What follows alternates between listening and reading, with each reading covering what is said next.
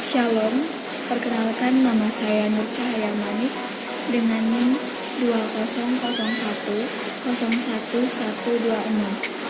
Saya mahasiswi semester 1 dari Institut Agama Kristen Negeri Tarutung dengan program studi Pendidikan Agama Kristen. Adapun tujuan pembuatan video ini yaitu untuk memenuhi ujian tengah semester dengan mata kuliah Kepemimpinan Sekolah dan Guru Kelas dengan dosen pengampu yaitu Bapak Dr. Wilson Simanjuntak, MPDK.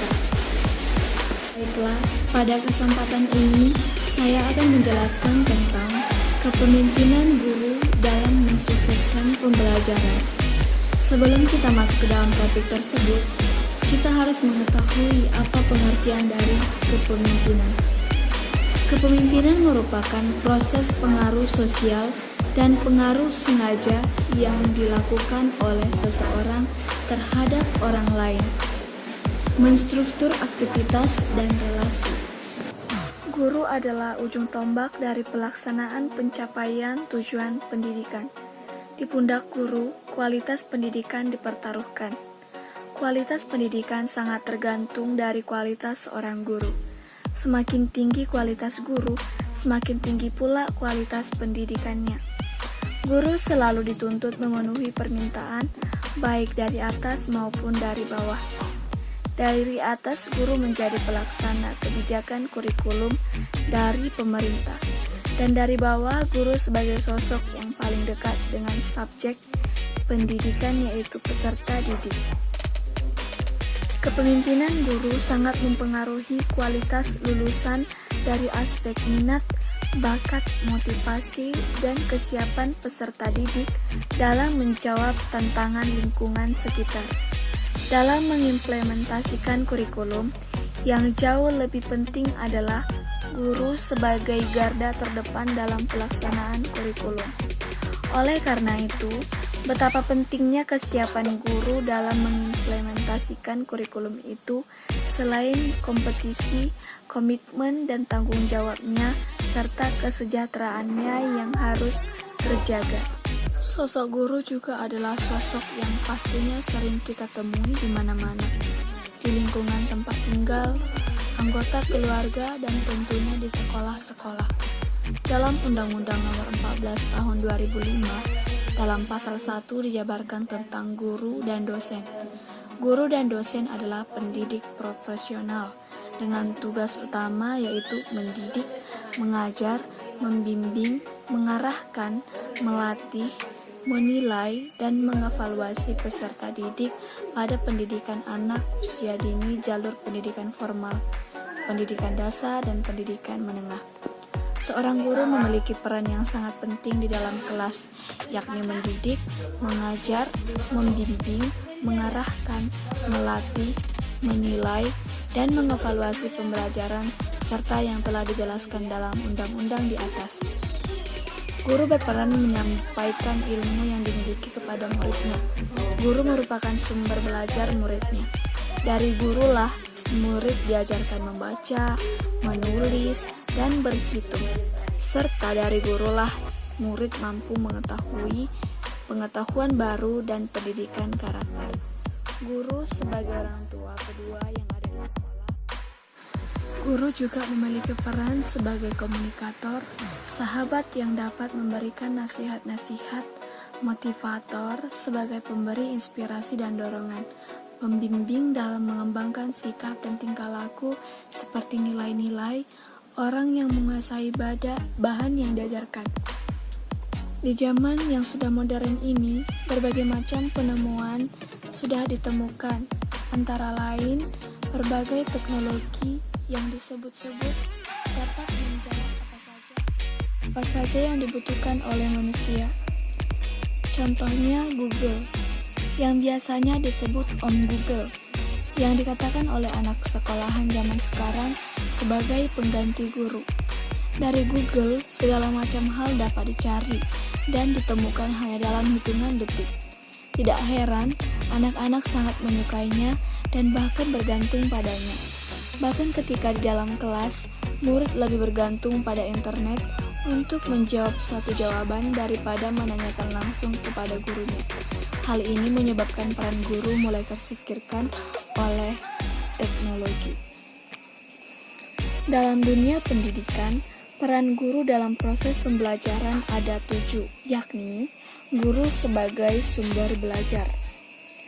Peran guru sebagai sumber belajar berkaitan dengan kemampuan guru dalam menguasai materi pembelajaran, sehingga ketika siswa bertanya dengan sigap dan cepat tanggap, guru akan dapat langsung menjawabnya dengan bahasa yang mudah dan dapat dimengerti oleh siswanya. Yang kedua yaitu guru sebagai fasilitator. Peran guru sebagai fasilitator dalam memberikan pelayanan kepada siswa untuk dapat memudahkan siswa menerima materi pembelajaran, sehingga pembelajaran menjadi efektif dan efisien. Yang ketiga, guru sebagai pengelola. Dalam proses pembelajaran, guru berperan untuk memegang kendali penuh atas iklim dalam suasana pembelajaran. Diibaratkan seperti seorang nahkoda yang memegang setir kemudi kapal yang membawa jalannya kapal ke dalam jalan yang aman dan nyaman. Guru haruslah menciptakan suasana kelas yang nyaman dan kondusif, sehingga siswa dapat menerima pembelajaran dengan nyaman. Yang keempat yaitu guru sebagai demonstrator. Berperan sebagai demonstrator maksudnya di sini bukanlah turun ke jalan untuk berdemo. Namun yang dimaksudkan di sini adalah guru itu sebagai sosok yang berperan untuk menunjukkan sikap-sikap yang akan menginspirasi siswa untuk melakukan hal yang sama, bahkan lebih baik. Yang kelima, guru sebagai pembimbing.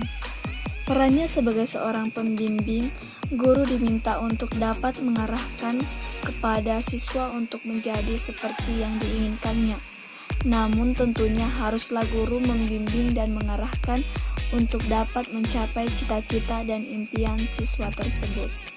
Yang keenam, guru sebagai motivator.